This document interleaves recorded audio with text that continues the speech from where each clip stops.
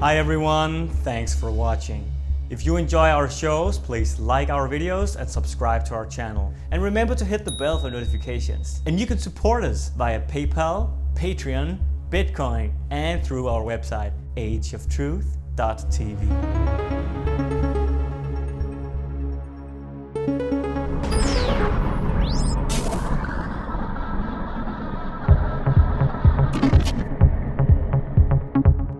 Hello and welcome to this edition of Age of Truth TV. I'm Lucas Alexander in Copenhagen, Denmark. It's the 27th of February 2020, and our guest today is the author of the book, An Amazing Journey into the Psychotic Mind. A psychotherapist working for 35 years with schizophrenics and other psychiatric patients in hospitals and prisons. He claims that demonic, evil, parasitic, non-physical entities possess and plague many psychotic patients, feeding on their life energy. Jerry Marzinsky.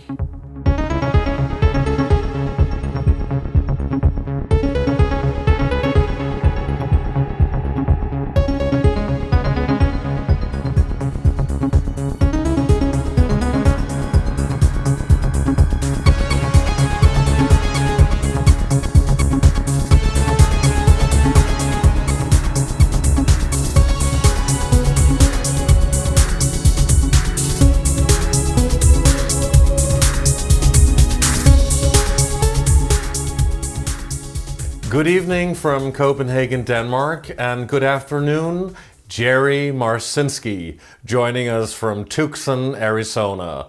Welcome to the show, and thank you very much for being with us. Well, thank you for having me and helping to get this information out. Absolutely. The psychotic mind, hallucinations and delusions. Is that something that happens inside of the schizophrenic mind because of imbalanced brain chemistry and dysfunctional neurotransmitters? Or can it happen because of drug abuse and substance-induced mind-altering brain damage? Or could it in fact be what you claim, an otherworldly, alien, interdimensional, non-physical attack on the mind from these demon entities, also referred to as Archons and jinns? In other words, demonic possession. Okay. Well, you've gone in a few different directions there. As for whether this is a chemical imbalance, that's a royal crock of crap. They have absolutely no evidence, no proof whatsoever of a chemical imbalance. They don't even know what the chemical balance of the brain should be as far as a neurotransmitter. They have not the foggiest idea. That was a fabrication made by Eli Lilly when the drug Prozac came out. They're saying, oh, this corrects a chemical imbalance in your brain. They know it wasn't true when they put it out there, but it helped them sell the drugs, and then they pushed it from there. They have no explanation whatsoever. They don't know what first. One of the first things I noticed when I was working at the biggest psych hospital in the world at the time, I think at one time there were 23,000 patients in this place. One thing I noticed is that, the psychiatrist, I'd ask them, what causes this thing? Oh, it's a chemical imbalance. Never once did I see them give any kind of lab test or any kind of measurement or do any kind of anything to figure out what that imbalance was, what was imbalanced, or what would fix it. What they did is it was more a shotgun approach, where they'd start with one drug, we think this will work, and if that didn't work, they try another, and then they try another, and then they try another. So they didn't try to measure it and test it scientifically? They have no way to do that. No, zero. They have no way to find what's going on. They have no blood tests, they have no EKG, they have no EEG, they have no lab tests, they have nothing to diagnose schizophrenia or any other mental disorder.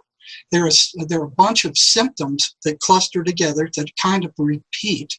And the psychiatrists got together, 3/4 of whom are associated with the big pharmaceutical industries and making a fortune. Those guys are making some $3.7 billion a year selling antipsychotic drugs that cure absolutely nothing. They just suppress psychotic symptoms temporarily, and you stop taking the stuff and they all come back again. They're not looking for a cure. Yeah, but can't they see it on a scan? Well, if they scan the brain? No, there's no proof of that. Yeah, there is no one-to-one link between schizophrenia and any brain scan whatsoever.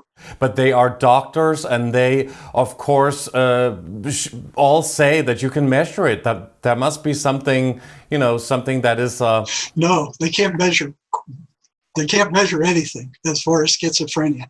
They don't even ask the patients. Now, this is where what got me was they would tell the patient what the voices were.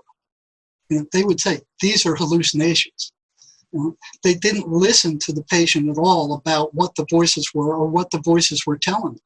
And if the patient kept talking about their voices, they would give them more drugs until they stopped.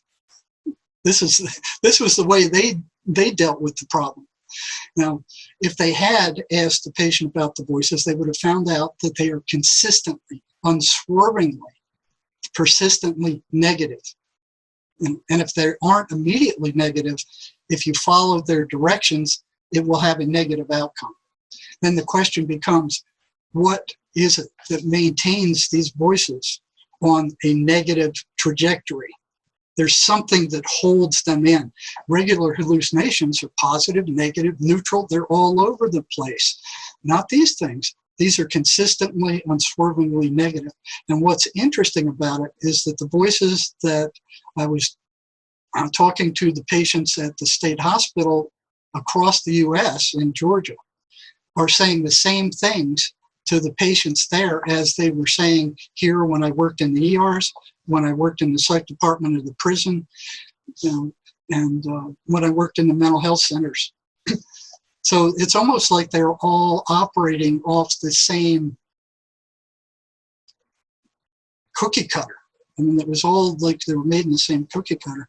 And what's odd is that they're somewhat robotic in nature. Who is robotic in nature? Is that the patients or the doctors? Well, the doctors are for sure. They're all programmed by the medical schools who don't believe anything except the pharmaceutical stuff. That all started back in the 1930s with the Flexner Report, where they outlawed any other kind of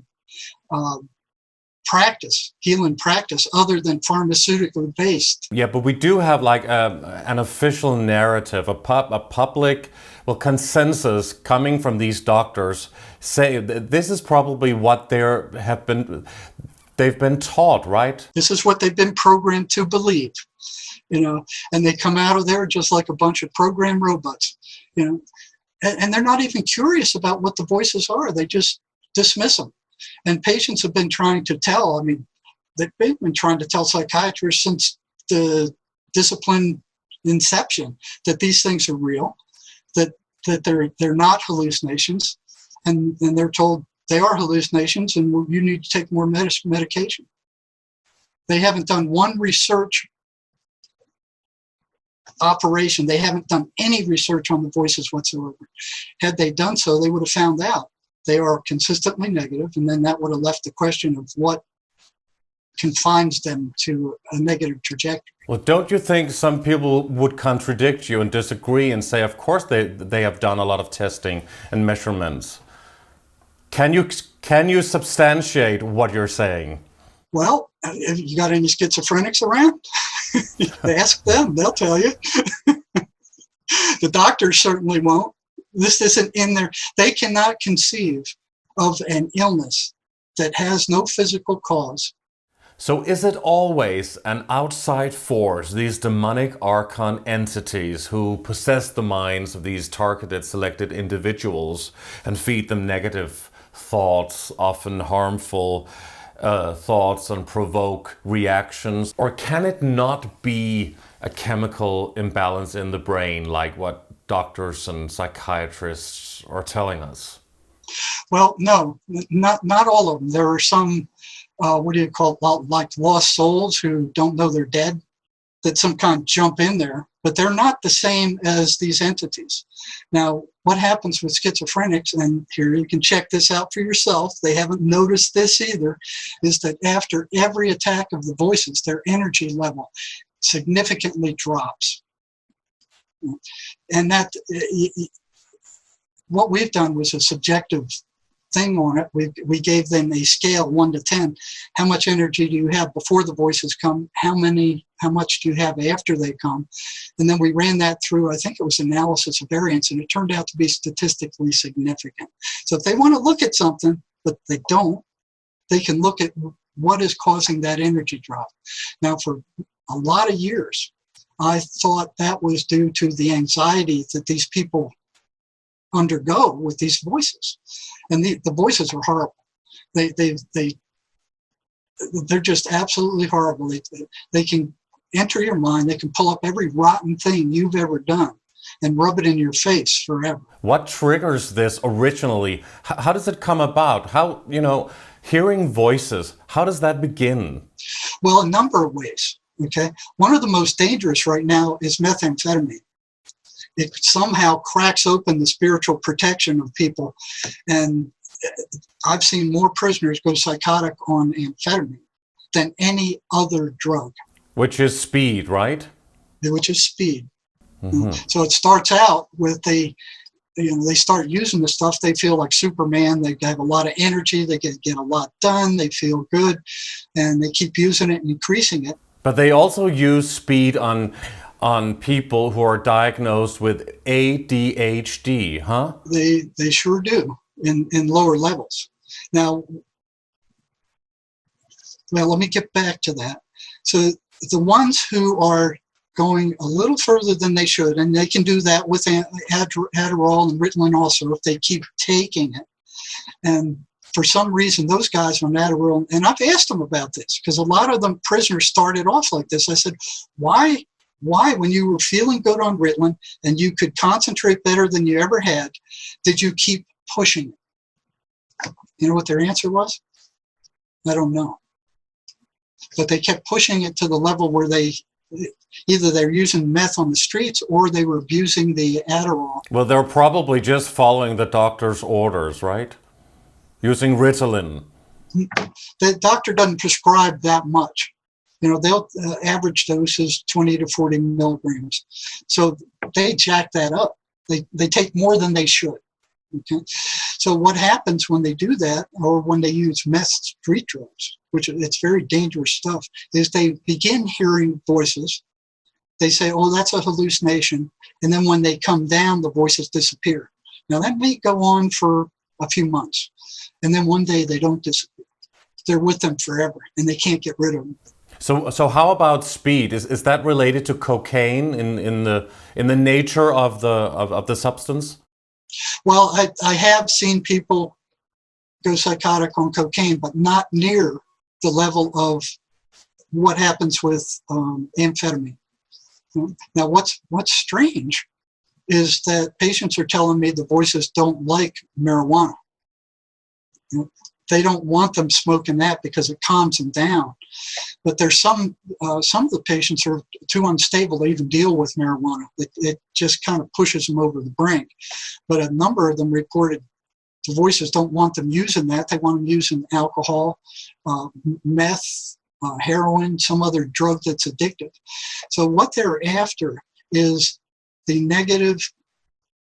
They have to turn the emotional state negative, and that's one thing that Dr. Turi brought up too.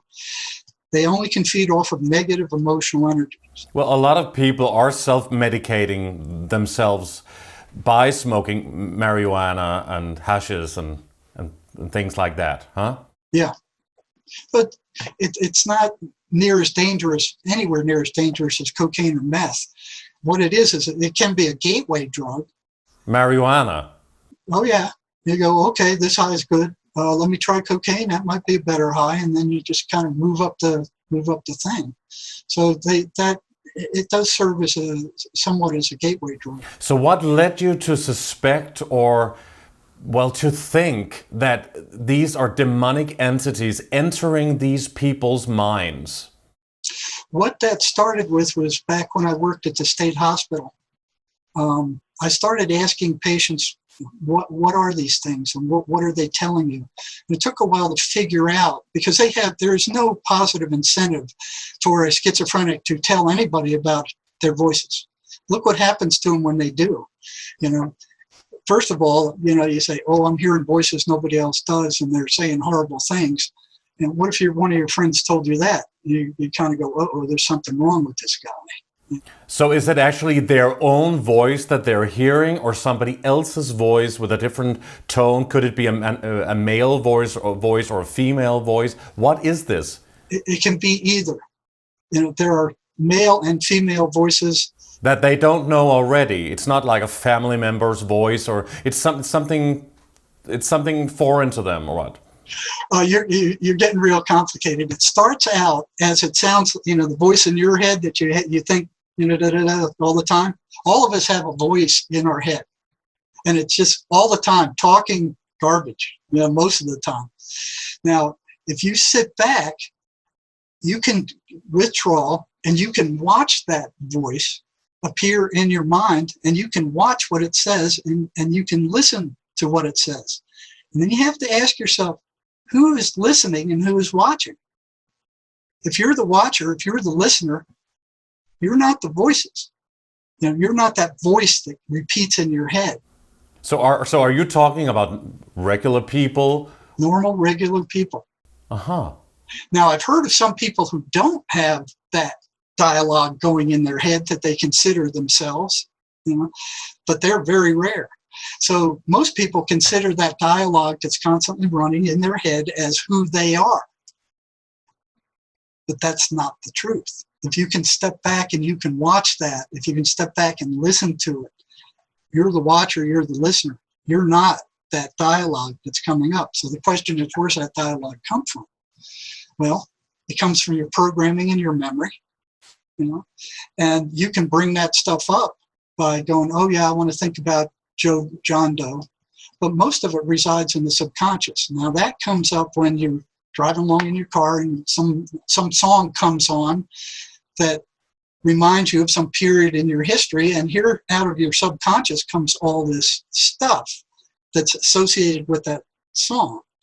So your subconscious is full of past programming and experiences, what you've gone through, what you've been told, what your instructors told you, what your teachers told you, what college people told you, what all these, here's all this programming you've got in your head, and that's just running. So couldn't it just be a programming overload that are causing schizophrenia? Why demons, archons? Well, you can label them that. They appear as the voices in schizophrenics. Now, why they would be called demons is that if you look up what demons do, what these things do are almost virtually the same. If you go to the works of Emanuel Swedenborg, the Christian mystic who wrote Heaven and Hell some 700 years ago, he describes them perfectly. They match. What he describes as evil spirits matches exactly what Dr. Van Dusen, a clinical psychologist who worked in a state hospital in California, described also, and it's the same thing that I was seeing.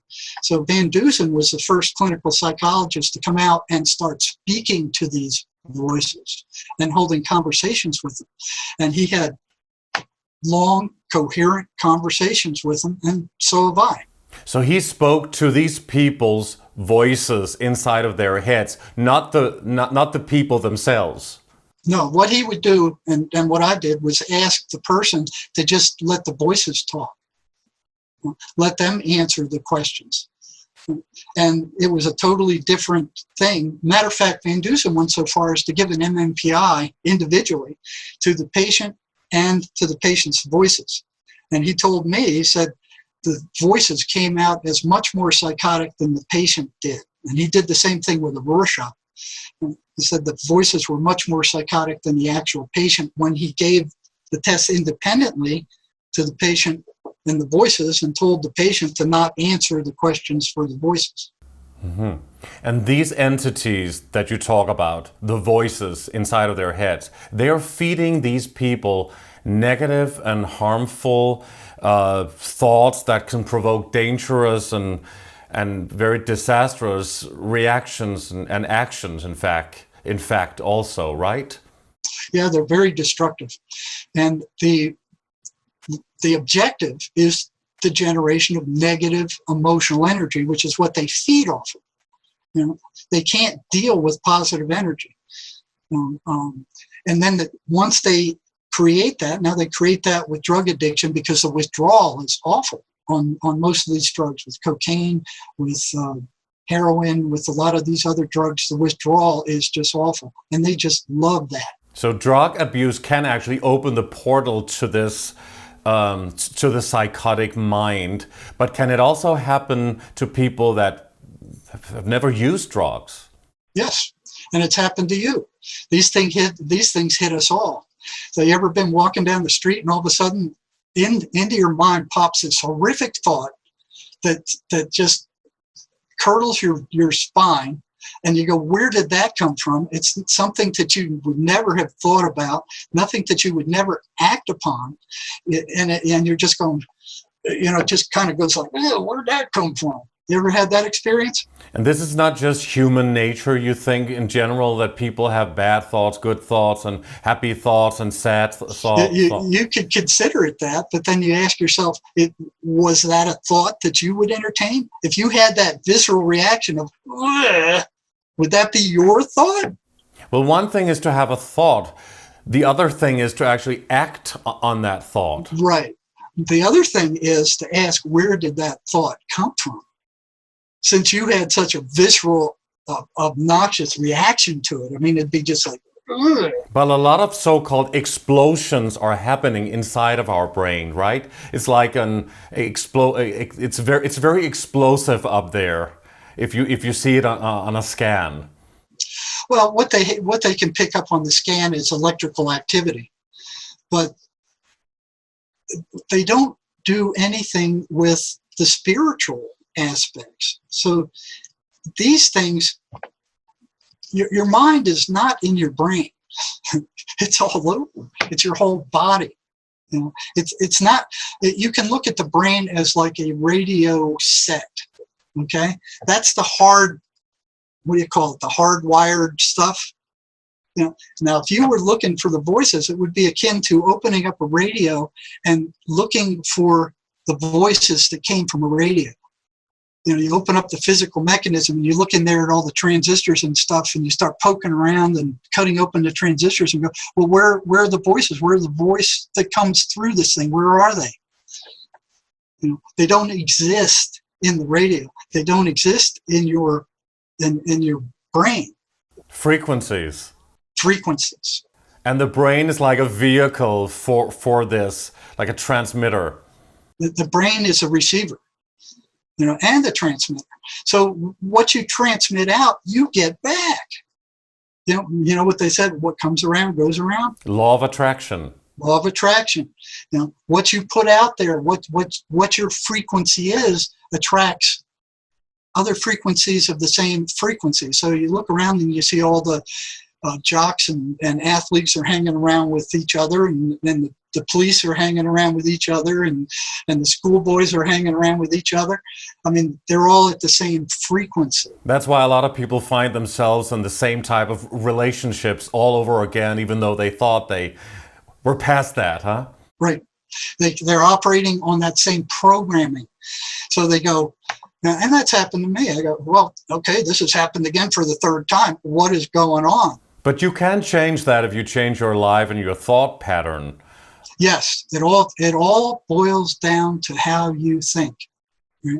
Now, you may think that you control how you think, but you don't really. You can, like Dispenza said, if you're thinking, you're running a program. You know, and you check in every once in a while with yourself and see the kind of crap that you're thinking. You know, it's like if you're not focused on doing some task, just check in and go, oh, you know, why was I thinking that? That's a stupid thing to think. Anything that's in the past or in the future is not here. It's not present. The only thing that's present is the present right now. Now, staying in the present is very difficult. The only way to kind of do that is to kind of run a mantra in your head and shut off all this other crap, that's going in there, because you're being programmed by everything. You turn on the TV and you're being programmed. You turn on the radio, you're being programmed. You've been programmed by your instructors, and all that is running. It's like collective mind control. Well, yes. They make a lot of money on doing that. And psychiatrists make a lot of money on getting you to believe that this is a chemical imbalance and that they have the only treatment for it, but they have no cure. None of those medications cure anything, because it's all got to do with thought. And what they're doing is just horrendous. I mean, they're drugging everybody they can get their hands on. What they're doing to kids. But this also happened in the past. I mean, way before the big pharmaceutical companies came about, how we know them today, of course. This must have been something that we've always seen happening to the mind in history as well. Schizophrenia. Oh yeah, this has been happening since the beginning of time. There's Egyptian papyruses going all the way back to those days where they were drilling holes in people's skulls to let out the evil spirits or whatever pressure was in there. So it starts back then. And we hear about exorcism, of course, in the Catholic Church. Yep. And you hear more and more about that these days too. But what do you really think is triggering these people? This is obviously a selected group of people, or? No. They hit everybody, but they hit the schizophrenia. When they get to the point of schizophrenia, they are starting to take control of the mind, where they have control. And I've spoken to some patients that it took me an hour to reach them, and nobody else was going to ever reach that personality, the original personality again, because they'd been taken over by the voices. So what they do is they go in there and they will put thoughts in your head. And if you believe that those thoughts are yours and you act on them, they got you. So since they can go in there and they can pull up every negative, nasty memory that you have, every rotten thing you've ever done, everything you feel guilty about, it's like fishermen. They bait a hook, they throw it at you, and they see if you bite. And if you bite, then it keeps spinning round and round and round. Now, you remember when, sometime in your past you probably did something, you regret it, and you went, oh, I shouldn't have done that. And you start beating yourself over the head about it, and it just goes on and on for hours and hours and sometimes days. That doesn't happen in the animal kingdom. I watched a lion chase a gazelle and almost kill it. And it got away from the lion, and then they had it on film, and it's like... But they work on instinct in a different way. We have a so-called higher or more developed intellect. Well, they have a memory too. I mean, if that gazelle saw a lion anywhere in its area, it's going to run. So it remembers, but it doesn't obsess over it. And instinctively, the animals can feel vibrations or frequencies even more, and maybe we can't because we're always thinking and using our so-called intelligence, huh? Well, you hit it on the head there. If you could shut down that constant blah, blah, blah, blah in your head, then you'd get to a zero point where there's just silence, and that's what there is past all. The hearing and the seeing and the smelling and the feeling, all these are inputs that are constant distracting inputs. And that's why these guys who meditate, they shut all that down. Maybe some people can't handle all of this thinking and this so-called intelligence that we humans have, at least at that level we are now in our evolution. And then it's an overload. Why demons? Well, it's a dualistic universe. There's dark, there's light, there's black, there's white, there's heat, there's cold, there's green. They're all opposites. So it's a dualistic universe. You got the good forces, you got the bad forces. Now, free will exists in the intersection between those two. So what Swedenborg says is you have two good guardian angels. Everybody has two good guardian angels and two demonic entities following them around, and they're competing for your attention, just like in the cartoons. Really? Remember those cartoons? You think that? That's what Swedenborg says, and that's, it checks out as far as my experience goes. So they're constantly, kind of trying to communicate with you. The bad ones are saying, yeah, do this, do that, But if we do have some spiritual guides, why would we have some dark forces there as well around us? Well, they want to suck your energy. That's why. So if you listen to them and you generate the negative emotional energy that they feed off of, they're going to try to get you to provide more of that food. Who called it loosh? They call it loosh. So it's negative emotional energy that they feed off of. When you get depressed or you see a depressed person, they don't have any energy. They're thinking negative. It's all negative. It's all gloomy. It all resides in your thoughts, and you're the one that has to take control of those. So what these things do on a subconscious level, normally all this stuff will come up that you're thinking about. What these things will do is go in there and they will pick the memories that they know will trigger you, because they have access to your memory. And one of the most devastating things I've seen them do with schizophrenics, and I've seen this happen twice, is that they were plaguing these two individuals, these two separate patients that never met each other, never saw each other, for decades. So they had a very abusive family member or boyfriend, I forgot which one it was, but very abusive. And finally that person died, and they were at the funeral, and they were relieved that this person was dead. And then they hear a voice in their head saying, "Oh, I'm not dead. I'm still here." And then start pulling stuff out that only the dead person knows, and goes, "Yeah, you remember when I did this to you? You remember when this happened?" Da, da, da, da, da. So now they're terrified, thinking that they're never going to get rid of this person because now they're a ghost and they're following them around. That's happened twice. Sounds like a ghost story, huh? It sounds like it. Matter of fact, this stuff is so strange. It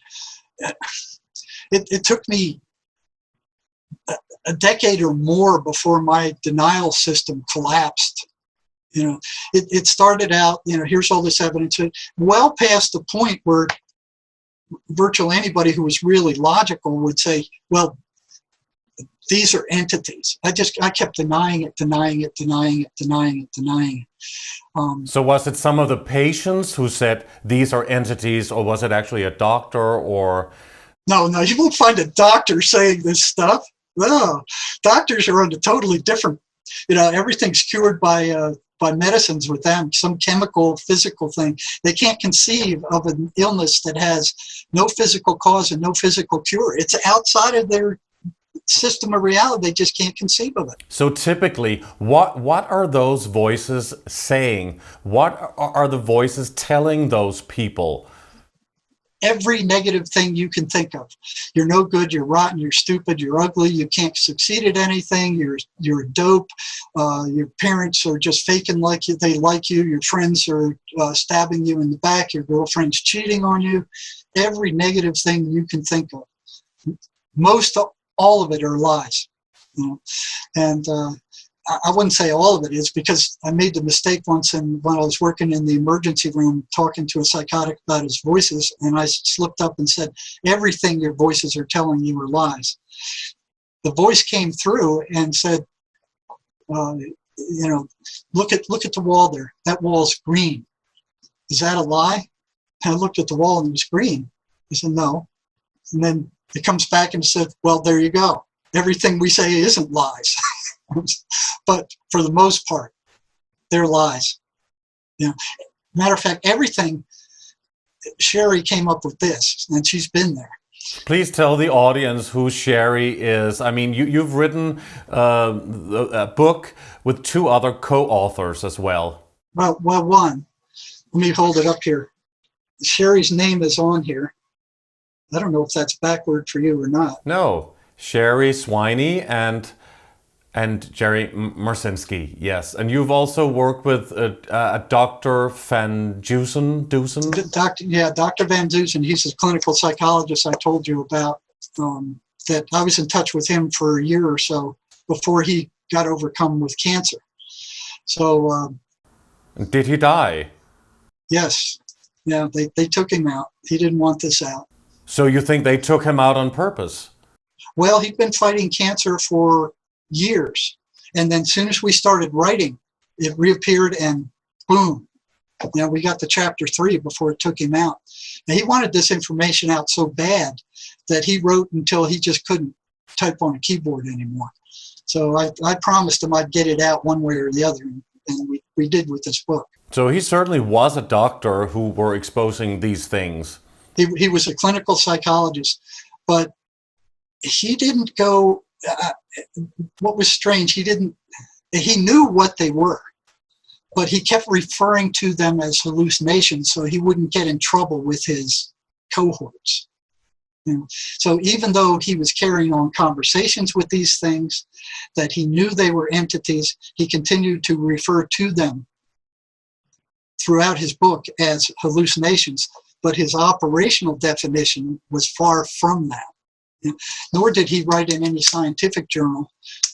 He wrote a book called The Presence of Other Worlds, which was more a religious philosophical book, but he had a whole section on the voices and his conversations with the voices.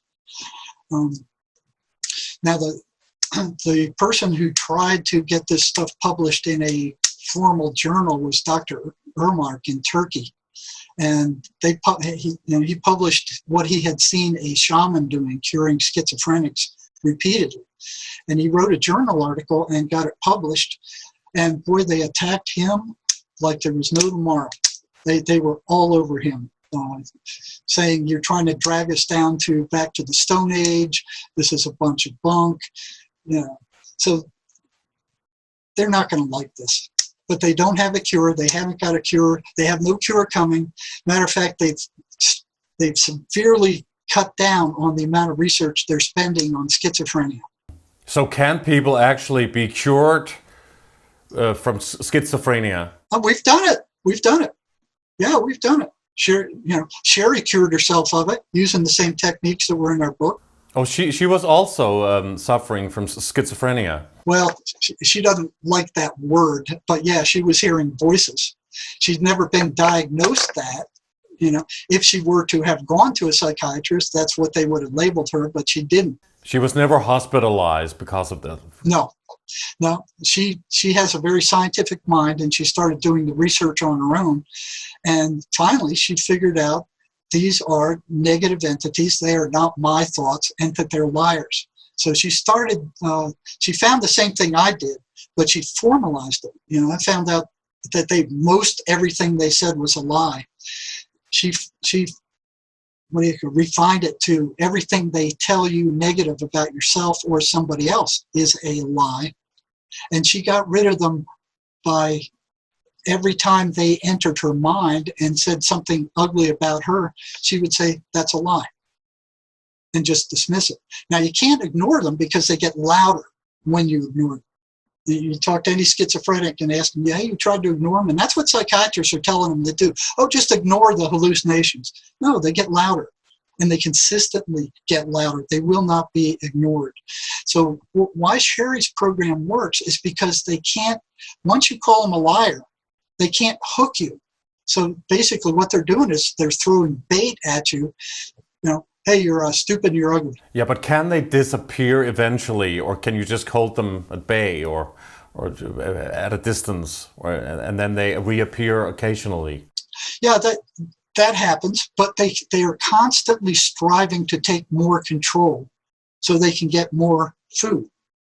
And that's the general progression. Now, This is not to say that psychiatrist drugs aren't useful. You know, sometimes the voices are so strong that you need the medications to weaken them so you can get through to them to tell them what to do about them.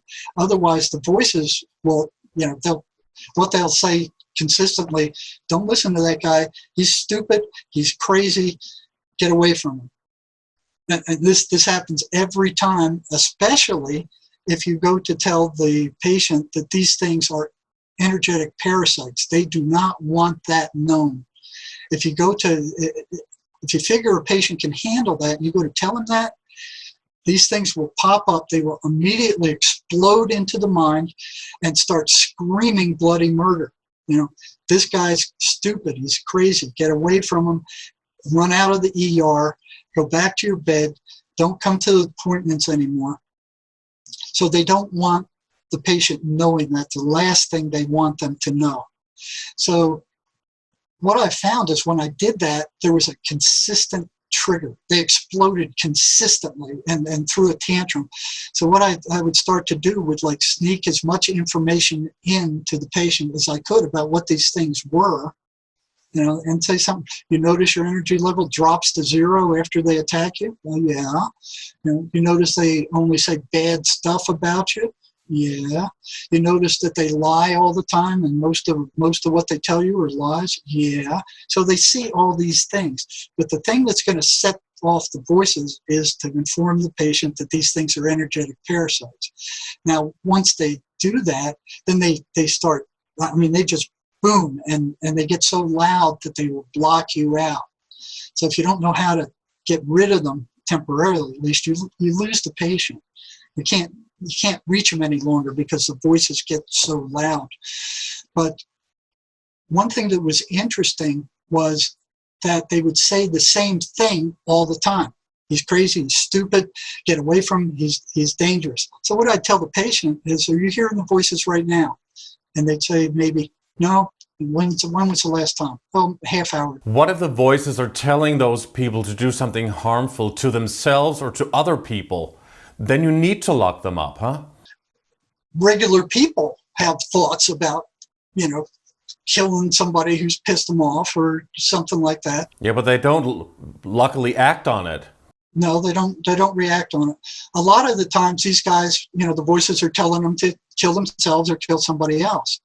But what I was trying to get to you about the robotic nature of them is, since they say the same thing once you trigger them, I could tell the patient ahead of time, are you hearing the voices right now? And they'll go, no, heard them a half hour ago. Okay, I'm going to tell you something, and you're going to hear the voices immediately, and this is what they're going to tell you. And I tell them about, okay, they're energetic parasites. You see that your energy disappears after they hit you.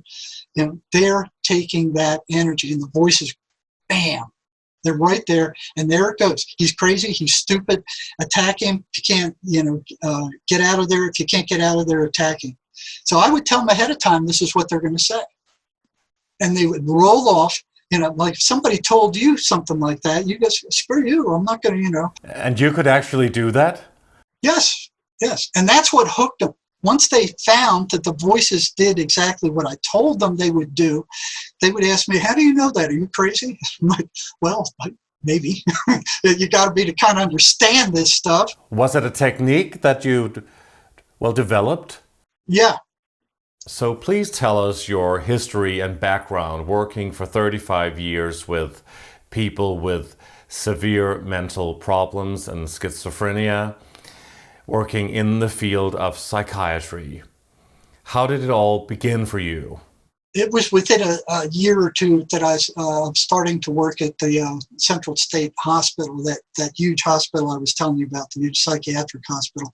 What I noticed is that in asking patients about their voices, which I got in trouble for, psychiatry, I got pulled into the psychiatrist's office saying they're hallucinations, because one of the patients complained that I was asking questions about his voices and it was upsetting him. And it does. Matter of fact, I've had more than one. The voices told them, don't tell him anything more about us. He already knows too much. Hallucinations saying that. These are totally different patients that didn't know each other from Adam. They've never met. That happened several times.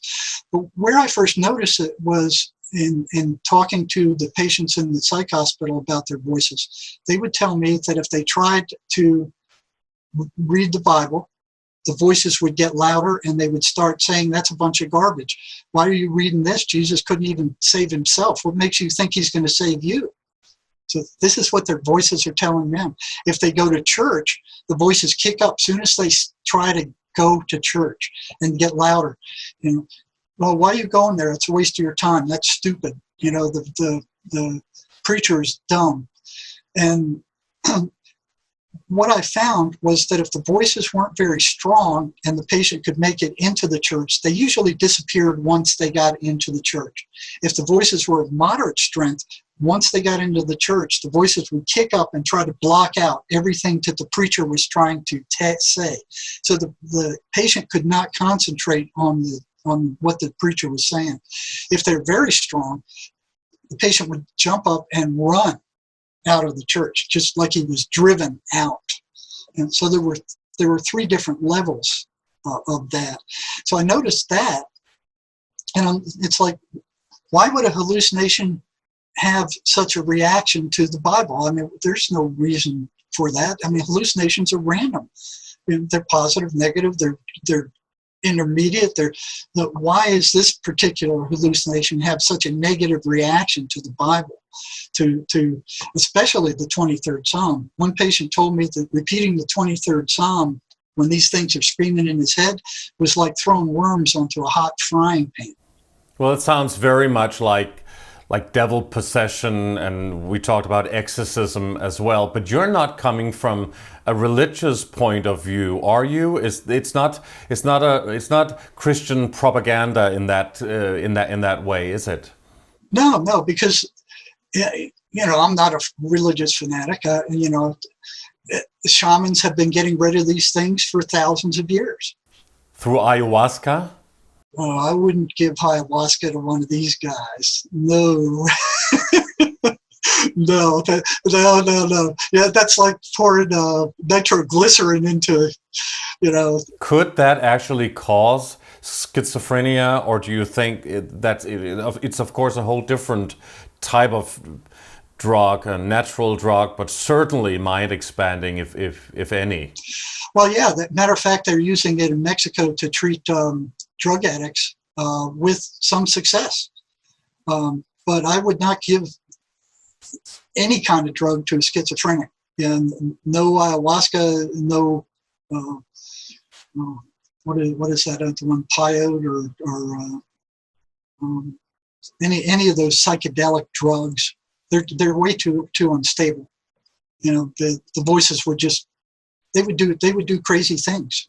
So you didn't come to the conclusion that the schizophrenics are possessed by these dark, non-physical, archontic entities because you are a Christian, even if you are a mild Christian. But it could have been any religion, really. Well, they're getting rid of them. They call them jinn over in... the Muslims call them the jinn. They yes. call them jinn, and their holy men are getting rid of these things. There's a preacher in Phoenix who's a exorcist, and he charges $250 to get rid of these things. Yeah, but it could be any religion. It's not really about what kind of religion it is, but more so that we're talking from a religious point of view. But if we don't, and we just talk from a psychiatrist point of view and looking at the individual cases and what is actually going on with these people who are suffering from this diagnosis, how can we view that? How did you think that what they said was right? I mean, these victims or patients, how did you know that those entities, those voices inside of their heads were not their own, something they invent in there, something that happens, a chemical imbalance, as we talked about before? Because that's what they told me. They said, this isn't me. Matter of fact, well, first of all, you brought up several questions there. It's all got to do with frequency and vibration, just like Tesla said. So Christianity and spiritual practices that are moving people toward a link with the Creator are of a much higher vibration. I don't know if you've run into the studies of the Japanese fella who would put words, good words on water, and then bad words on water, and then he'd freeze them into crystals, and he would show you what the crystals looked like. The ones that had a bad word on that glass and were frozen, the crystals were distorted, ugly crystals. The ones with positive words, love, forgiveness, grace, they would have beautiful crystals. We're what, 90% water? Think about that. That doesn't really have anything to do with religion, right? Because religion can be very judgmental. Sin and shame and fear of not being right and not going to hell. Right. And that's one thing I take exception with the Christian religion, especially the Catholics, where they preach this fear and this control. Spirit is not fear. I mean, this fear God stuff. You look at there's like, 200 or 2,000 Christian sects. Different ways of practicing Christianity, huh? Right, and all of them are insisting that that's the right way. Yes. You have all these religions all over the planet, and they're all fighting with one another. Yeah, but within the truth movement, people also claim to have the truth, and they talk about their truth. And I remember you asking Dr. Turry, like, how do you know that this is the truth? And he said, this is my truth. And that's all I could tell you is this is my truth. I've experienced it. Sherry has experienced it. So she's been there. I mean, she lived through it. I'm like the guy looking in and poking around and going, okay, if you do this, the voices will disappear. Sherry struggled with it for decades. So what we're coming at it from is both viewpoints. But to many people listening to this who are either suffering from mental problems themselves or have loved ones who do, it would seem like a very, let's say, somewhat disrespectful thing to state that their poor loved ones suffering horribly from schizophrenia or something else are possessed by demonic entities. And here I come along and say they're possessed. Yes, I've run smack into that. I had to watch out for that in the ER. So working in the ER doing psychosis doing psychiatric evaluations, they didn't give us much time to actually work with the patient. They wanted them out of there. The doctors didn't know what to do with them. They were taking up a bed. They wanted us to figure out, do they need to be committed? Do they need to go into the hospital? Can we release them to the mental health center? Can we release them to our parents? So what I wanted to do was get as much information to the patient as I could before they were released. And I had to be very careful about that. And a couple of times I slipped up and ran exactly into what you were saying. You mean you're telling me my daughter is possessed? And I'm like, whoa. But bottom line, that's what it is. They don't want to believe it. It's a horrible thing to hear, but it's like having rattlesnakes in your friggin' bedroom at night, and saying they don't exist. They're not there. Well, it's very difficult to believe it if you can't see it or can't experience it. It's more easy and understandable to get a diagnosis for your loved one or even yourself if you're suffering from this. Oh yeah, it's a lot more comfortable to believe that they know what it is and that they have medicines for it, and that's a lot more comfortable. But those medicines don't cure anything. Matter of fact, they're destructive. They rot out the peripheral nervous system of these patients, and I've seen it happen at the state hospital where these guys were so damaged by those very medications that they called it the Thorazine shuffle.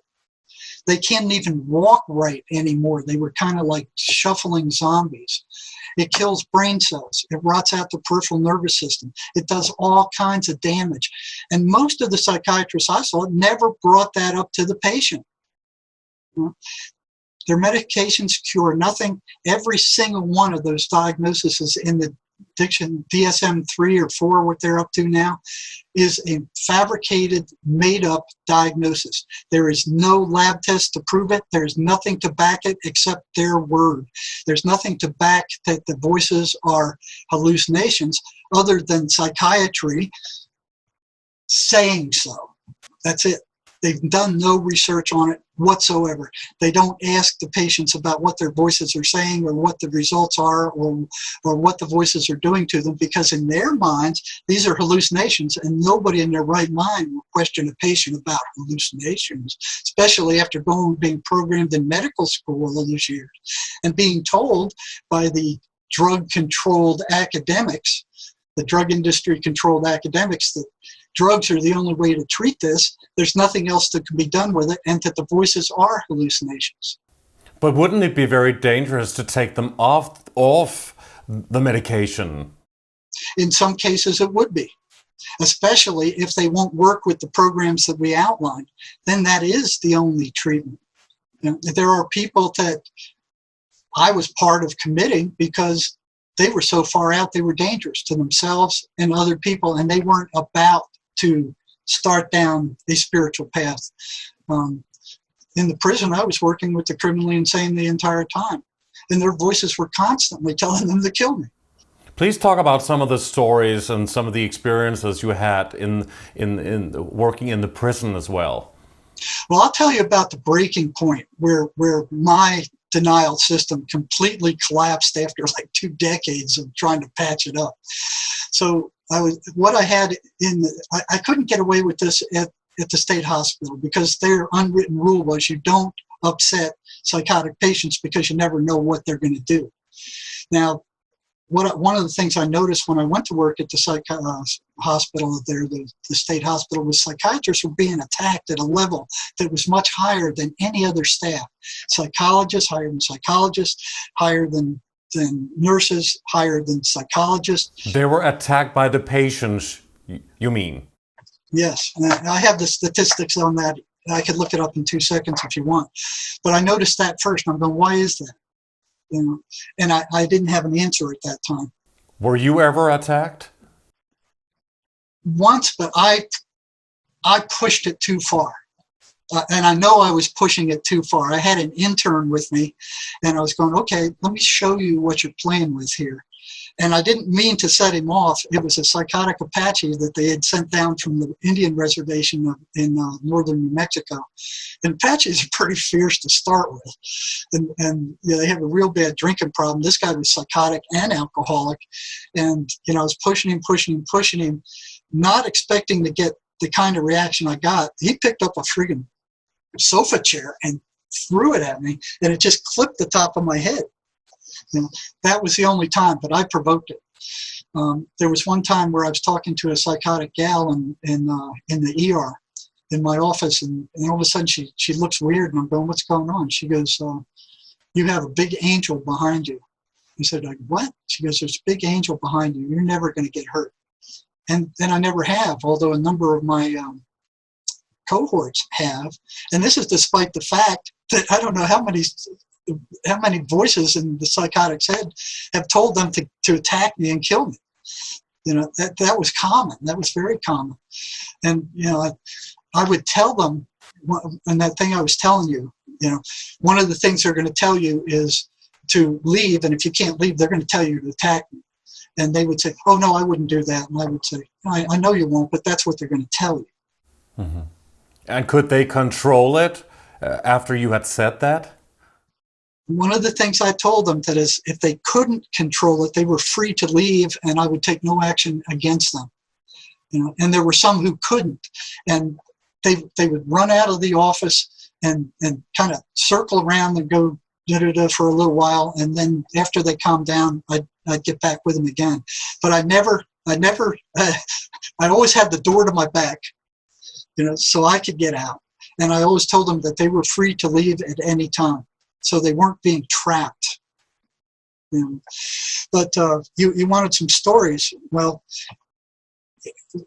I couldn't do this at the state hospital because if a patient got upset, I'd be in trouble with psychiatry again. But in the state prison, the noise level there was so high that a psych asking a patient about their voices wouldn't even break the ambient noise level there.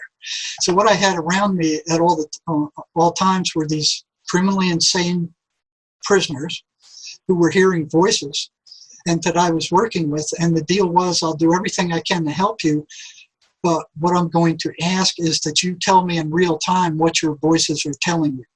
You know, I want to know right away what they're saying, and I want to know how they reacted to the exercises I gave you to do the previous week. And this was happening inside of the prison cell?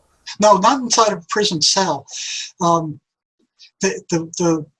There were 2 units I worked on where they were free to leave there and stay on the prison yard. You know, they were free to walk around the prison yard. They just went to their tent or to their room at night. You know, that's where they lived. They weren't locked down 24 hours a day. Matter of fact, none of the major units were locked down 24 hours a day. What this was happening, it was in my office, working with these guys.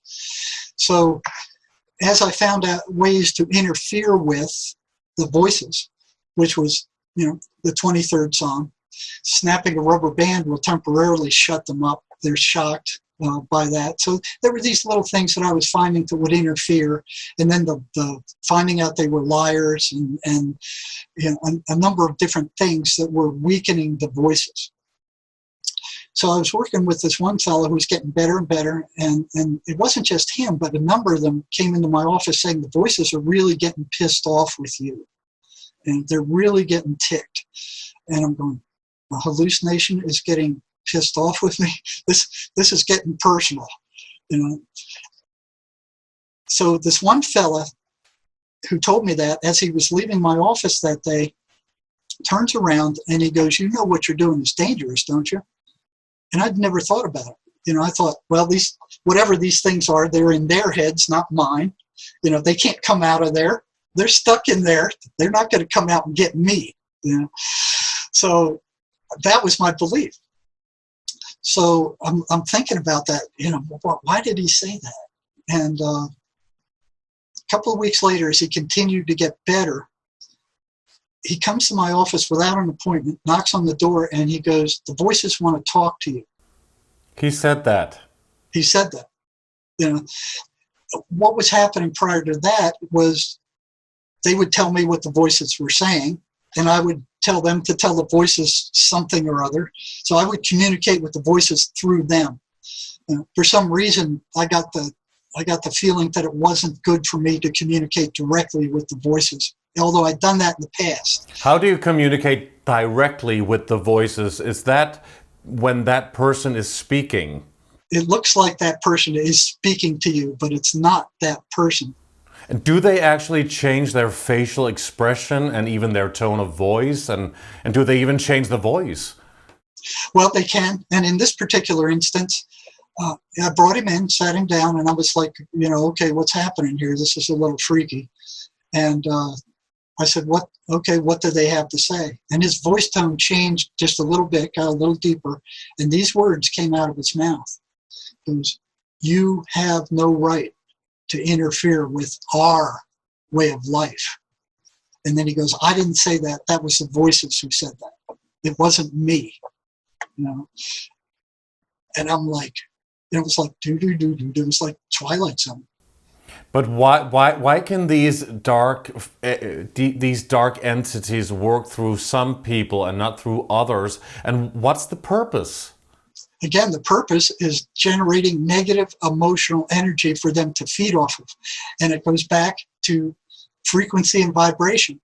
The people who are spiritual, on a positive spiritual path, are on a higher vibrational level than the ones who've been beat and raped and abused by their parents or their husbands or psychotic parents. You know, that's a very low vibrational level.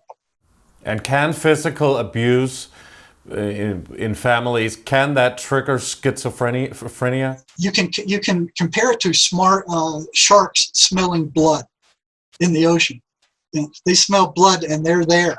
So people who've been raped, abused, sexually molested, physical, mental, sexual, emotional abuse, they're transmitting that vibration that these things feed off of. And they'll go in there and they'll start putting thoughts in their head, yeah, kill this guy, or he's awful, or you caused this, it's your fault, and generate that negative emotional energy. They also prey a lot on people who have mental disabilities, like or mentally impaired, medically retarded, or with autism, because they don't have the rational ability to kind of go, well, no, that's not my thought, that's not me, I don't want to do that. And it comes down again to believing that whatever thought comes into your head belongs to you and is you. As long as people believe that, they're going to get in trouble. What if regular people are hearing you say this, and then they say, oh, the next time I have a negative thought, it's not mine, it's a dark parasite? That would work. You go, that's not my thought. So what about the good thoughts? They are ours? No, Swedenborg says none of your thoughts are yours. Now, if you can shut off that garbage that's going around in your head and meditate, you'll see that what's there is a silent presence. That would make some people paranoid, wouldn't it, hearing that? Well, look at what's happening. I don't know what I'm going to say next. I don't know what thought's going to come through me next. I have no idea what I'm going to say next. And I don't think you do either. If you go, well, my next thought is going to be what? You don't know.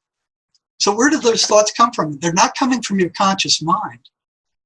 You know, they're coming from somewhere else. Spur of the moment. Well, spur of the moment. But then you kind of go, what is it that's triggering certain thoughts? You know, what is it that's triggering the negative thoughts? What it is that's triggering those thoughts, those guilt-ridden thoughts, those hateful thoughts? What is it that's bringing those out of your subconscious mind and making them conscious? Maybe it's memory and experience. Well, memory and experience is a big part of it, but you have all those subconscious memories. Your whole life is programmed in there. Now, what is picking the thoughts that are coming up? So what about the theory that everything has already happened and that time doesn't exist? If you go to another level, that is true. So everything is happening now, everything... It's all happening at the same time. You know? And even in the future, you know, because of we're physical beings, so we are on like a timeline, things progress in a linear fashion. But what's happening now it's happening now. You know, our conversation is happening right now. So maybe because everything did already happen, that's why we know what we're going to say.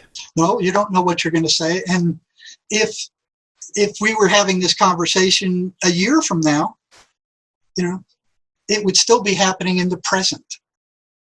Everything is happening in the present. You know, the future doesn't exist. The past no longer exists. All that exists is right now, us talking to one another in this second.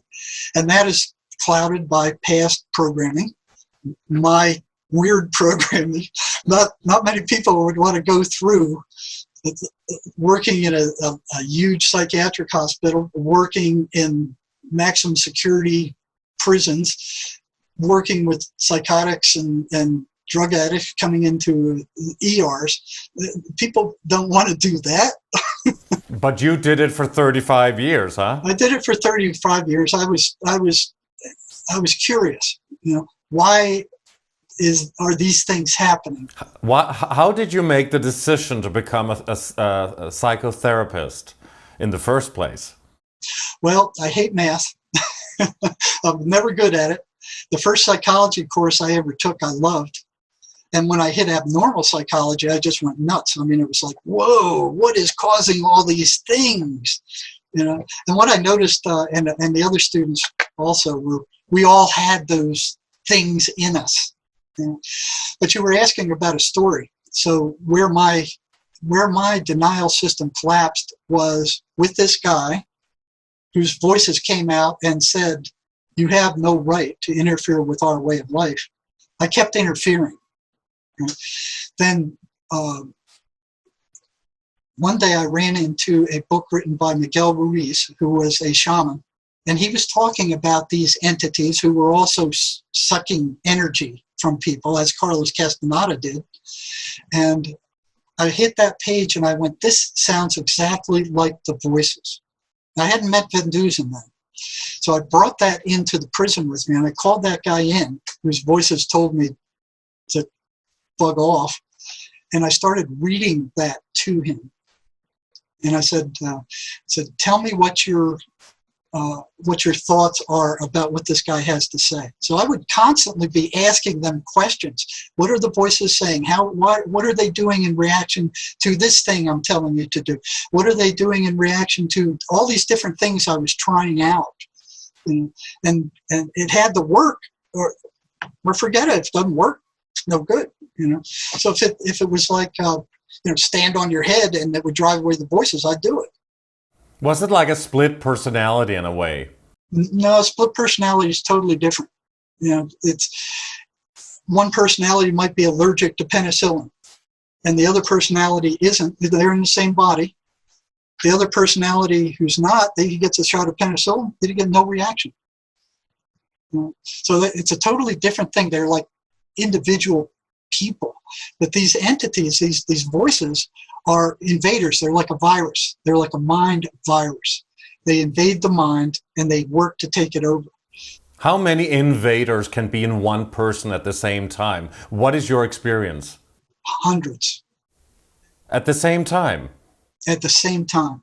And when they all scream at the same time, it's maddening. These guys can't take it. And do they change personality according to what person is coming forth at that particular moment, or? They can, and most of the people understand that they are different. You may have male or female voices in the same person. You may have some that are very nasty, some that are not so nasty. And they change their personality. So if a man has a female. No. Well, they're invaders, but a female's a female, and the male's a male. They're not changing. They are separate entities. Although sometimes the patient can't tell which is which and which is talking, but most of the time they can. Most people or most patients have 1, 2, 3, 4 voices that they hear, but there's some that have hundreds. So they don't become, like, say, more masculine or more feminine according to if it's a male or a female voice that they hear in their head?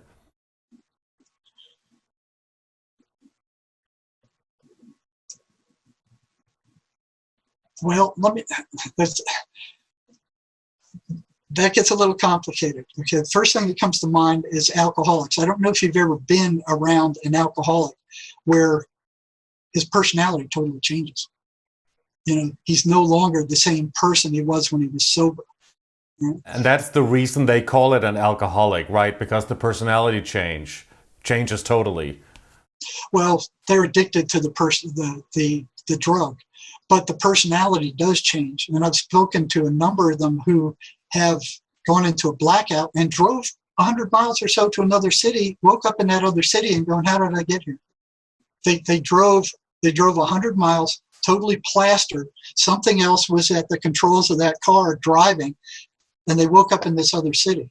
I've talked to one I remember who came home with a blackout, and they had blood all over the front of their car. They didn't know what they hit or who they hit.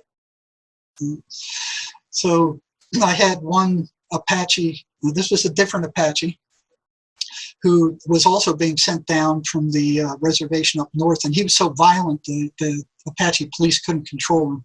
So he was being sent to our prison. And I watched him crashing through, as I tracked him on the computer as he was crashing through the different stages. And he just blew through Alhambra, which was the classification center, and he was heading straight for our unit. And I heard about him before he got there, and he was kind of like an evil Indian medicine man who was also a drunkard. So I'm thinking, like, I got to meet this guy. got to meet him. So when he got to the unit, I pulled him into my office, said, hey, I'm your psych. I'll be working with you. I'll be checking in with you once a month. Just seeing how you're doing. If you're on any meds, we're going to monitor those for you. And he was looking at me like, I'd rather slit your gut open and spill your guts all over the floor than say another word to you, white eyes. So I'm like, whoa. So did he say that when he was drunk, or was that just part of his... No, he's sober. They already had him, they brought him down, so he's sober. He just hated whites. He hated white people. So I said, okay, I'll see you next month. But some people don't change their personality if they drink. So they could not be considered an alcoholic, even if they drink too much, or what? Well, no, alcoholism has to do with how much they drink and if it interferes with their functioning. There's some alcoholics who drink an awful lot. They can't stop drinking, but they can function on the alcohol. But usually it doesn't work that way. And some people become violent when they drink. Yeah, and it's not them who's becoming violent. It's that spirit who enters them in the alcohol. So the story with this guy was, finally I got to the point where I could talk to him for 20 minutes, and he would tell me about all these spirits that used to chase him in battles he had with spirits. He said there was one bar in Phoenix that the dead alcoholics were piled all the way up to the sky. He said they disappeared into the sky, and if he walked anywhere near there with alcohol in him, he said they would jump him and they'd start saying, okay, come on, you got to drink. You got to, come and drink. His girlfriend was alcoholic and hearing voices. They got her to walk in front of a truck, and she was killed in front of him. So I finally got the nerve to ask him, like, okay, if you can do all these things that you make people sick and cast spells and do that kind of stuff. So I went to the head of the Indians on the yard, who was a Navajo, and said, what's going on with this guy? And he said, you be real careful with him. So I was. Finally, after 6 months, I asked him, well, if you can do all this stuff, if you can make people sick, if you can deal with spirits, if you can talk to spirits, if you can see spirits, why can't you stop drinking? And he actually came out and said it's because of the spirits of dead alcoholics. They get in there. They haven't passed on to the spirit world yet. They're stuck in this environment, and they get in your heads, and the only way they can get drunk is by entering me, he was saying, and convincing me to drink. So that's where the building up to a drink comes from.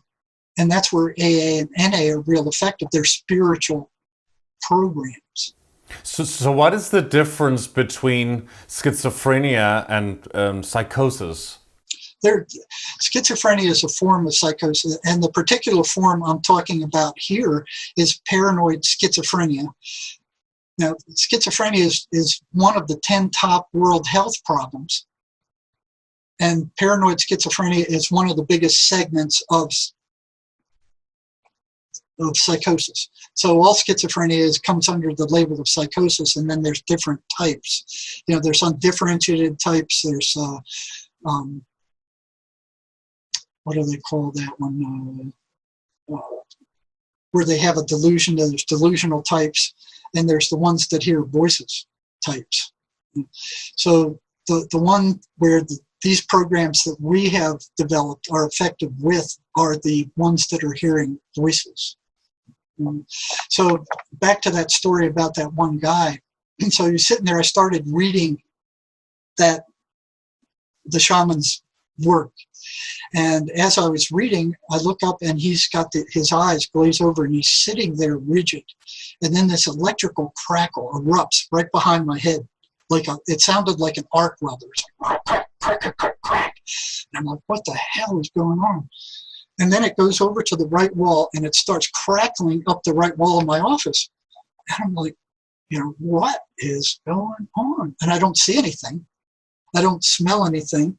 And I'm going back and forth because I'm thinking, okay, he's going to attack. He's looking weird. So I push my chair against the back wall because what they would do is the prison put female guards in the medical unit where I was working. And they're not going to be much help if one of these guys goes off on you. It's going to be all over by the time they get there. So I push my chair against the back wall, and I get ready to slam him against, kick him if he comes at me. And then that crackling continues. It goes all the way up the wall, and I'm glancing back and forth between the crackling and him. And then I ask him, I said, "Do you hear that?"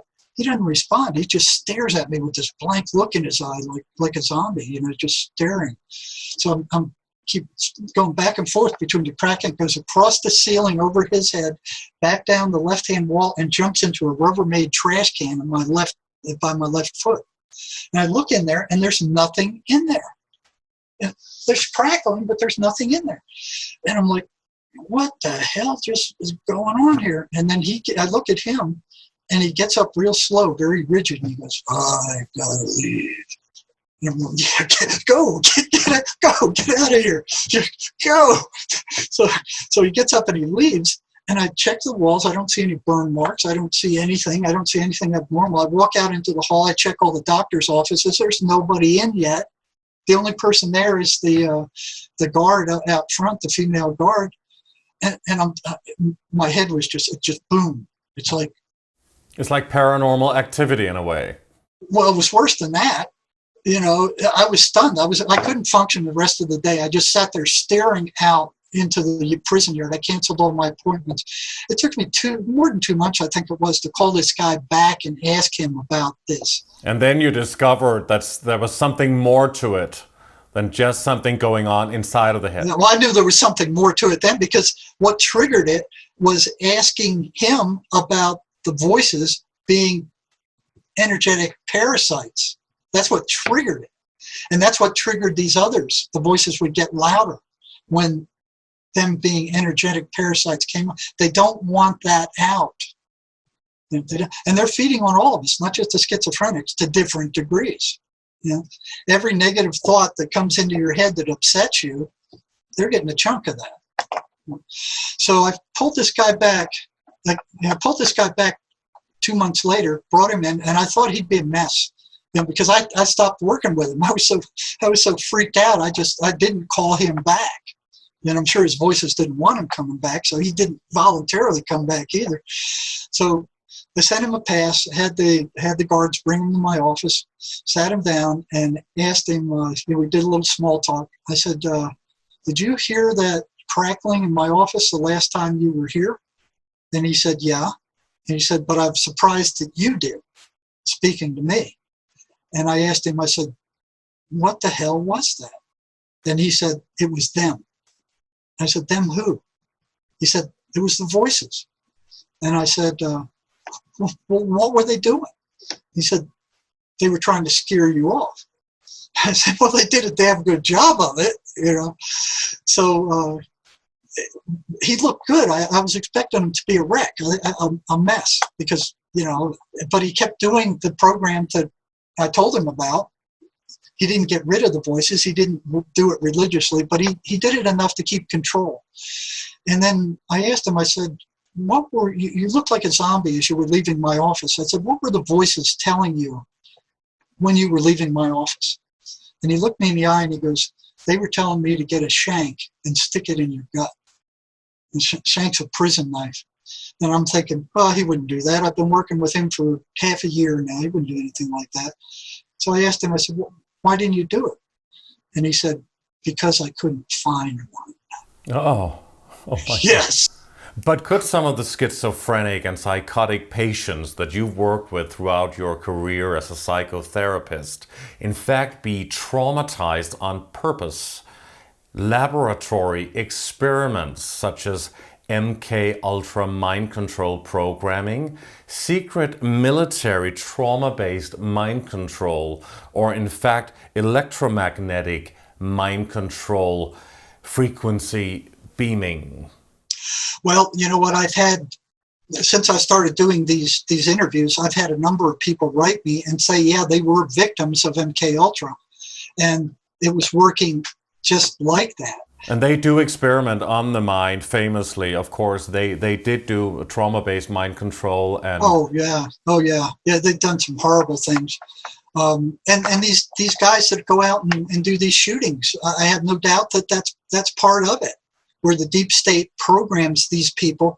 Just like, I don't know if you've ever been to a hypnotist where he hypnotizes a whole line of people. And stage hypnotist. Yeah. Who can get people to believe that they're eating an apple and in fact they're eating an onion or something like that. Or they say, when I say the word flower, you're going to get up and quack like a duck. But that works mostly on the so-called easily suggestible or more receptible or something, right? Well, they're not going to pick the most resistant. They're going to pick the most, the dull kind of guys that they can program that way. But CIA mind control, that was of course breaking down the mind through and fracturing the mind, compartmentalization. Well, these entities do almost the same thing. So if you look at what we do to prisoners of war, keep them awake, don't feed them, abuse them, lock them up. These voices do the same things. They don't let these people sleep. They're rattling on all night. We're going to get you. Somebody's going to come through your window, and they can appear to them as monsters. But could some of the people, the patients that you've worked with, could they have been a subject or a former mind-controlled slave or whatever they call them? I am not sure that the CIA or any of those guys understand the patterns that these voices run. And that's one of the concerns I have about doing these kind of interviews. It's a two-edged sword. On one hand, it'll help a lot of people if they use it right. On the other hand, if bad people get hold of it and they start mimicking what the voices say, then it would look like psychosis. It would look like a duck and quack like a duck. Where I'm not sure that these mind-controlled guys are having these thoughts all the time. It's from what it sounded to me, it's like they're triggered. They can also beam frequencies, mind-controlled frequencies. They actually use that in Iraq, I think, or places like that. Well, I know they have something called voice-to-head broadcasting, where they can actually program or put thoughts or vibrate the skull or do something where these guys are actually hearing a voice that's not theirs. I've understand that they can do that. Voice of God technique. Voice of God technique. There you go. That's what they call it. Yeah, what the deep state's doing is really slimy. It's very slimy.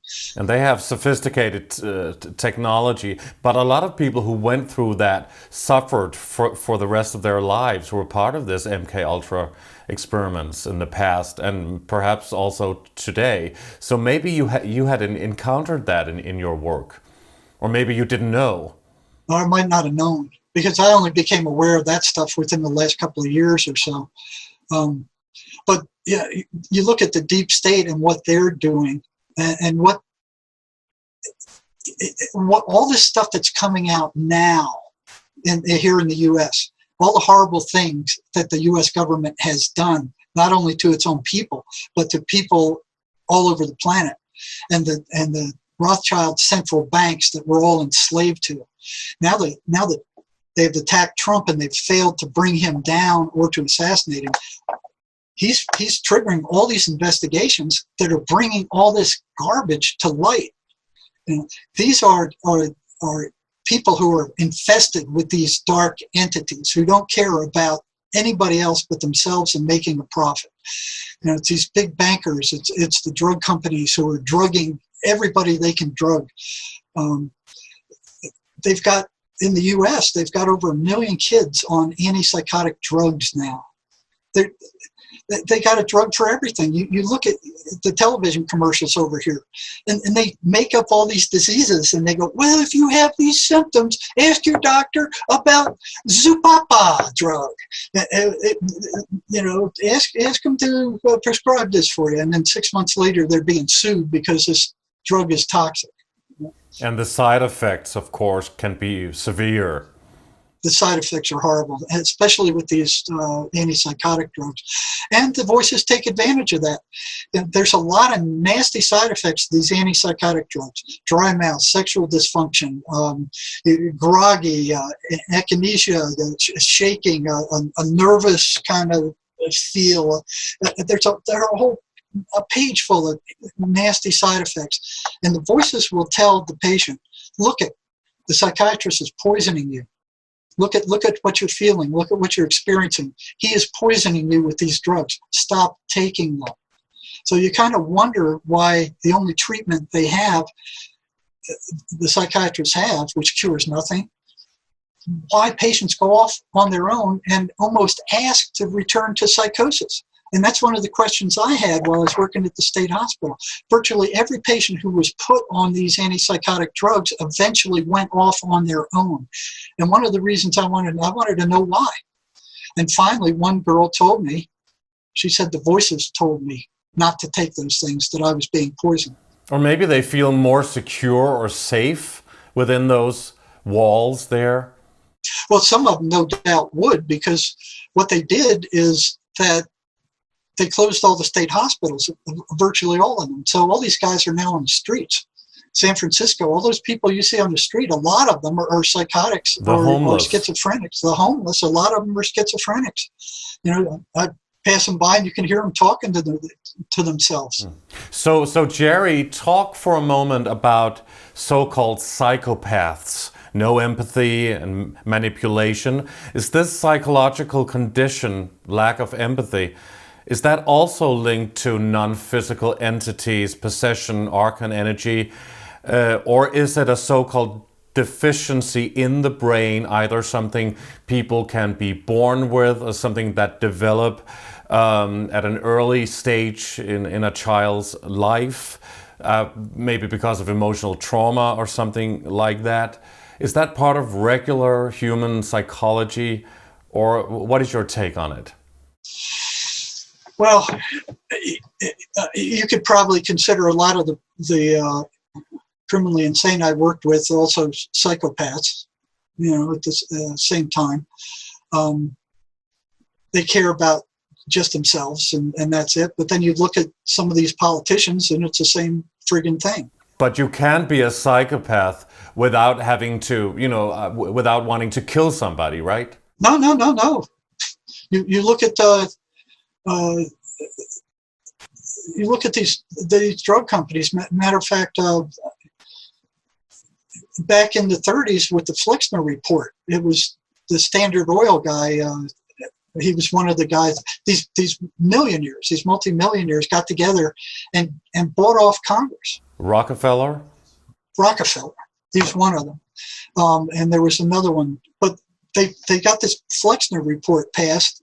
We're buying off Congress, saying, listen, the only legal way to treat mental illness is with drugs. They made it illegal for any other kind of practitioner to practice healing. And if they were quacks, if a regular physician was healing with the Tesla's ray that existed back then that they made illegal also, or any other kind of natural cure that maybe shamans would use, they were blackballed and called everything under the sun and driven out. If they were even referred to a shaman or a natural healer, they were blackballed by other doctors. Several people have come up with a cure for cancer and ended up having their laboratories raided, the research taken, and they were threatened. Same thing with people who've come up with free energy. Their laboratories were raided, everything was taken, and they were either locked up or they were threatened if they tried to put that out. Like Tesla. Poor Tesla. But please get back to the topic of psychopaths What are your thoughts on that, having worked with schizophrenics for such a long time? Well, the first thing that comes to mind is a lot of these, I wouldn't look at their records because I didn't want to be biased unless I had to for some reason, especially the ones I was working with closely. But what causes that, do you think? Well, the first thing I saw is you look at these horrible things they've done. I mean, really horrible things that I didn't want to see unless I had to.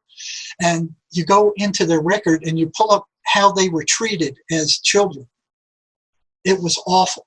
They were burned. They were burned with cigarettes. They were tortured. They were locked into dark closets. They were treated like animals. They were beaten. They were emotionally and sexually abused. It was, I don't know how many times I would go, oh man, this guy's a monster. This guy's awful. I mean, he doesn't deserve to live. And then I go and look and do the research and see what his family background was and where he came from and how he was raised. So this is happening because of trauma in their childhood. This is not something you can be born with.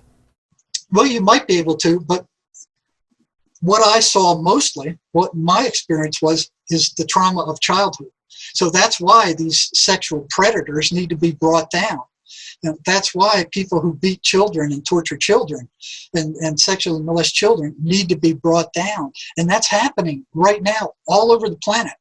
Not just now. It's like the population of the planet is fed up with these things. They're fed up with these entity-controlled governments that are sucking the people dry with increased taxes and poisoning the atmosphere with these chemtrails. I mean, they're always spraying. They're spraying chemtrails all over the Western world. And I just got back from China. I didn't see any there 6 months ago. But over Tucson, it's constant. It just spreads out all over the sky. I was down 600 miles south of the border in Mexico a while back, and in this small town of Alamos, and here comes these planes that I'm sure didn't belong to the Mexican government that were spewing this crap out all over the sky that spread out all over the sky. And I'm looking at this, and the Mexicans are just walking around like, oh, these are vapor trails. No, they're not vapor trails. And then you look at the birth rate drastically dropping, and you look at the Georgia Guidestones. The number one thing on the Georgia Guidestones is the deep states wanting to reduce the population of the planet. What are they spraying up there? Whatever it is, it doesn't belong there. You can't bring it up because everybody thinks you're a lunatic, but you can see it. It spreads out all over the sky. There's one, geoengineering.com talks about what they're doing. But people need to wake up. They're being poisoned with this stuff. They do say that the elite is working on this depopulation plan through a New World Order, UN Agenda 21, climate change agenda, 5G, smart technology, all of these things combined, ultimately AI and artificial intelligence in a way. Some people also say that these are Archon entities, demons, are in fact AI or artificial intelligence. How does that resonate with you, having worked in your field? Remember what I was telling you, that they could not, when I told the patient, okay, in 5 minutes, this is going to happen, and they could not change that. If I told you in 5 minutes, you're going to turn upside down and dance on your head, you're going to go, screw you, I'm not going to do any such thing. But the voices were unable to reprogram, and they couldn't shut up. They couldn't not react to prove me wrong. So they did have an emotional frequency, reactive frequency, or could they be like artificial intelligence? I don't know. I mean, they all run the same patterns. Okay, so if you look at that, it's always a negative, persistently negative pattern. So it could be a program in a way. Well, the thing that is most program-like about it are two things. One is they can't deviate from that negative path. It's always negative. It's always bad stuff that they're putting in people's mind. And if they do say something good, it later results in something very bad. But a psychopath doesn't feel anything. They don't have emotions in that way, do they? If we talk about and emotional beings within people who are diagnosed with anything, we go into the area of what borderline personality disorder, narcissistic personality disorder, bipolar, or anything like that. What are your thoughts on that? Well, if you look at what happens with a lot of these guys, at least from what I've seen, is that when you're raised in such a volatile, nasty environment, it just kind of kills your soul. It's like your feelings start dying out, except for when they're triggered in an explosive manner. And that's what happens with these guys. It's a form of socialized, prisons are a form of socialized insanity. Punishment does not work. They've known that 75 years. B.F. Skinner proved it doesn't work. The recidivism rate of prisons is up to 75%. Yeah, but you can't have dangerous, violent people walking around free on the street, can you? Well, a lot of them aren't. They were locking up thousands of people for smoking marijuana, 10 years ago?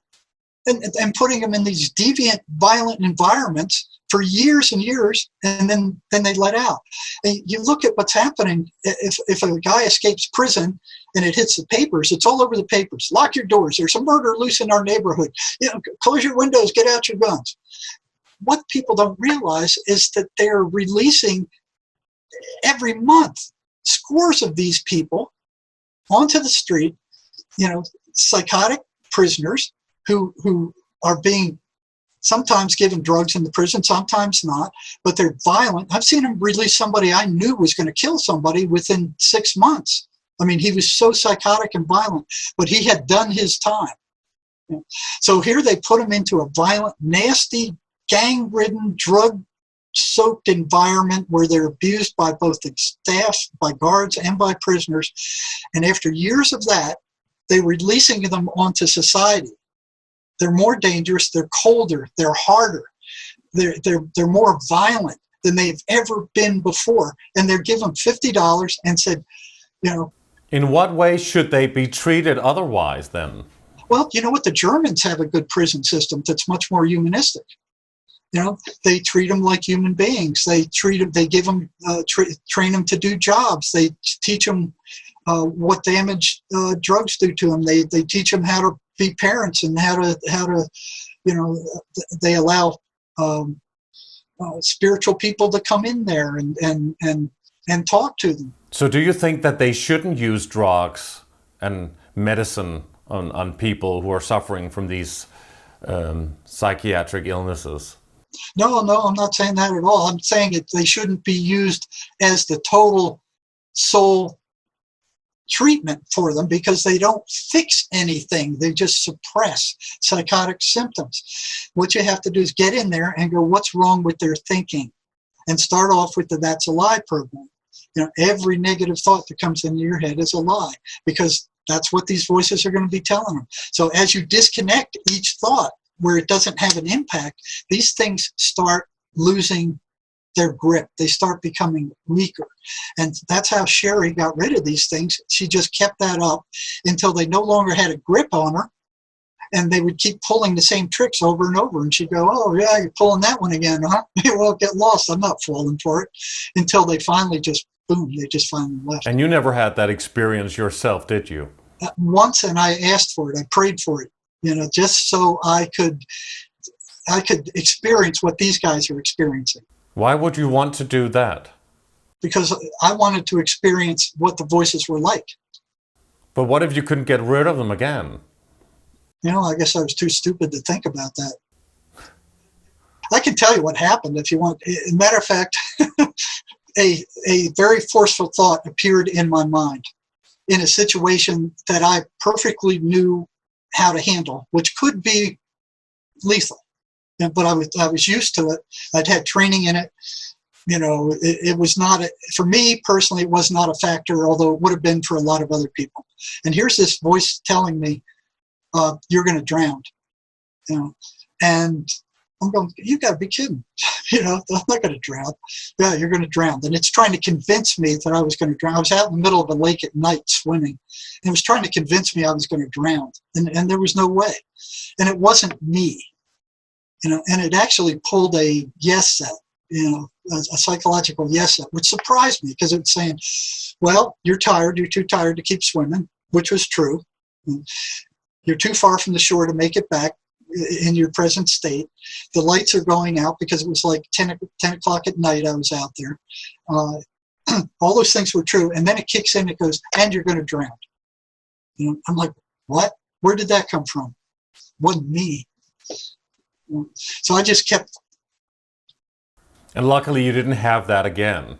No, I didn't have that again. But you yourself were actually put under investigation during a specific time in your career as a psychotherapist, trying to help people to get rid of hearing voices that could ultimately damage themselves or others. What exactly happened? Why did they start to investigate you? Yeah. Now that's an interesting thing. Please briefly talk about what happened there. Well, what happened was, working in the prison, I'd been working with psychotic prisoners for years, and what the other psych staff noticed is where they couldn't stand working with these guys for more than 20 minutes because they didn't know what was going on with them, and they didn't like them, whatever. I would be in there for 3 hours with some of them, and they're going, "What are you doing in there? What are you doing in there?" And I couldn't tell them what I was doing in there. I was talking to them about their voices. And finally, when we found enough ways to disrupt them, these prisoners who had been on psychiatric drugs for years, their voices had disappeared and they no longer needed those medications. So that wasn't supposed to happen according to psychiatry. That doesn't happen. Once they get schizophrenia, it doesn't go away. That doesn't compute in their heads that there's a way to get rid of these things. Again, they can't conceive of an illness that has no physical cause or cure. Just doesn't. They just can't conceive of such. So as these guys are totally recovering, going off their meds, that came to their attention. So they started going, well, he's doing something he's not supposed to. He's experimenting with these prisoners, which I was. But it wasn't like I was giving them drugs or I was just asking them questions. So the chief psychologist went to one of his subordinates, "I want you to investigate what he's doing." So that psychologist went and started asking some of these prisoners who'd recovered what we were doing together. And they knew what they were up to. And they cleared it up for them, or what? Well, one of them said, "He's helping us, not like you assholes," which didn't help anything at all. So that one, they had a valid MMPI on that man that he had taken when he got into prison that showed clearly that he was psychotic. His psychotic scale was off the map. So they asked him, this guy who was doing investigating, they said, "Well, we got an MMPI on you. Would you be willing to take another one right now?" And he said, "Yeah, I'll do that." So he did. He took it. It was a valid profile, and he was no longer psychotic according to their premier measurement of such. So your kind of treatment helped that person and others. No longer voices, yeah, and others. So they were going, well, he's done something to against departmental rules. He's experimenting with prisoners without departmental permission, which I was, because I wouldn't never got it. And what did they do about that? Well, they none of the prisoners that I worked with who recovered would tell them anything. So I was being protected by both those who had recovered and those who were still hearing voices. So I was being protected by psychos, psychotics. So you kept your job and you were in the clear, and you were cleared after that, or? Well, they couldn't get the evidence then. So what they did is he knew I was doing something that was helping these guys, and they transferred me to a unit that was mostly Spanish speaking. So I couldn't communicate well enough with these guys to do this kind of stuff. And I kept trying to help these guys, and they just kept watching. And then there was one time where, because I know how the voices work, there was one prisoner who was getting worse and worse and worse and worse. And he kept coming in and goes, the voices are telling me to kill this other prisoner, before he kills me. And that kept getting worse and worse. So I sent him to the medical unit and said, he needs to be on an antipsychotic drug. They didn't want to spend money on antipsychotic drugs. So they sent a stooge psychologist over to the medical unit to relabel these guys as personality disorders and send them back so they didn't have to spend the money. So they sent this guy back. I sent him back again saying he's getting worse. You need to put him on meds. He's going to hurt somebody. Send him back again. And all the while I'm documenting what he's saying, what he's doing, the threats he's making, what the voices are saying, how much worse he's getting. So I got pages and pages of documentation. Sent him back again. They sent him back again saying he's a personality disorder. Stop sending him to us. And a week later, he stabbed another prisoner 13 times. So here's all this documentation I have that the chief psychologist and his stooge had caused this, which would leave them wide open for a lawsuit. So now I'm in real trouble. So he put a stooge over me and said, everything you write in the medical record has to be approved by this stooge psychologist. And I said, okay, that's fine. I'll play that game until somebody's going to get hurt, either another staff or another inmate, and then I'm going to write down exactly what's happening, and you do what you have to do, and I'm going to do what I have to do. So what did it end up with? It ended up with me finally getting to the point where I had enough time to retire and got tired of being bashed by this fool, and just, okay, I'm retiring, and I got out of there. So in our remaining moment, you talk about breaking the spell of the ivory tower in hopes that some psychiatrists will be weakened. What is the ivory tower, first of all, and why and how should the treatments and work methods of some psychiatrists be weakened? Well, I'm not sure. I think that's what Sherry said, and I'm not sure what weakened was the word she used. But now there's two of them I'm talking to right now. Both psychiatrists, both see this stuff, but they dare not bring it up with their cohorts. That would be what akin to treason, to do that. But what the ivory tower is doing, and they're controlled by the drug companies. What is the ivory tower? The ivory tower is higher education, the medical schools, the psychiatric schools, the psychology programs that are programming these people to believe that they know what's going on. They don't. They cut the spiritual component completely out of it. I mean, all of the formal education I've had was a spiritually dry, and that's 4 years of undergraduate and 4 years of graduate school, were as spiritually dry as the Sahara Desert. So what, in your opinion, is the right treatment for patients suffering from schizophrenia or anything else? The right treatment is how they think. Where do thoughts come from and what you can do about it. It all is in here. It's not out there. Everything happens in here. Everything you see is happening in here. Every word you say is happening in here. But you're also saying that it's an invasion of dark entities coming from elsewhere. Yes, and they are taking over the victim's mind. They're putting thoughts into their mind, and they're triggering bad thoughts that were already there. And unless they realize that this is what's happening, there's nothing they can do about it. These drugs aren't going to cure anything. You have to understand that these things are out there. And as long as they're being ignored, they can do enormous damage. It's like having an invisible enemy that's whacking you over the head and you're denying that it exists. So what is your most important message for people listening to this? I think probably that every negative thought that comes into your head about yourself or somebody else is not your own, and that the thoughts that are running through your head, if you can step back and watch them, they're not yours either. They're not who you are. But isn't that like taking responsibility away from people? It's making them responsible for everything that comes into their consciousness.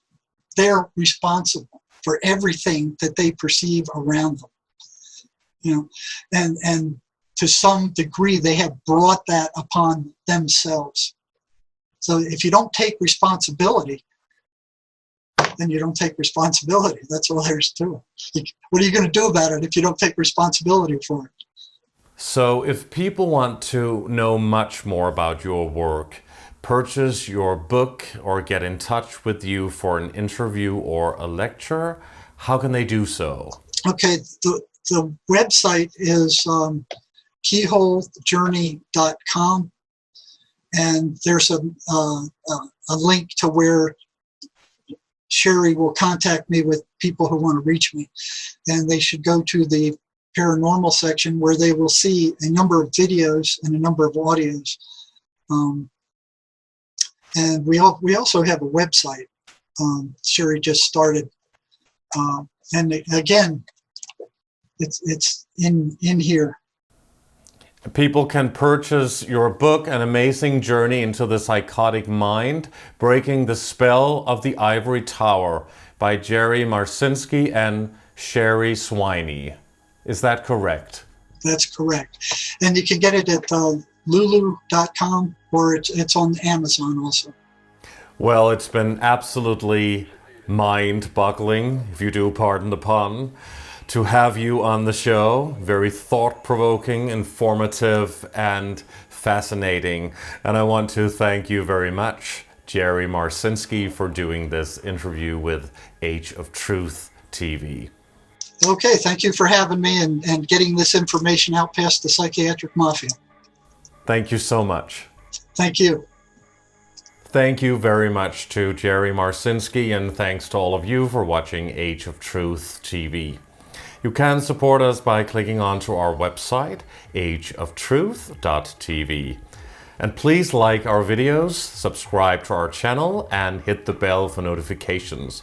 Your support is greatly appreciated. On behalf of the Age of Truth TV team, we thank you so much for watching, and we'll see you again soon.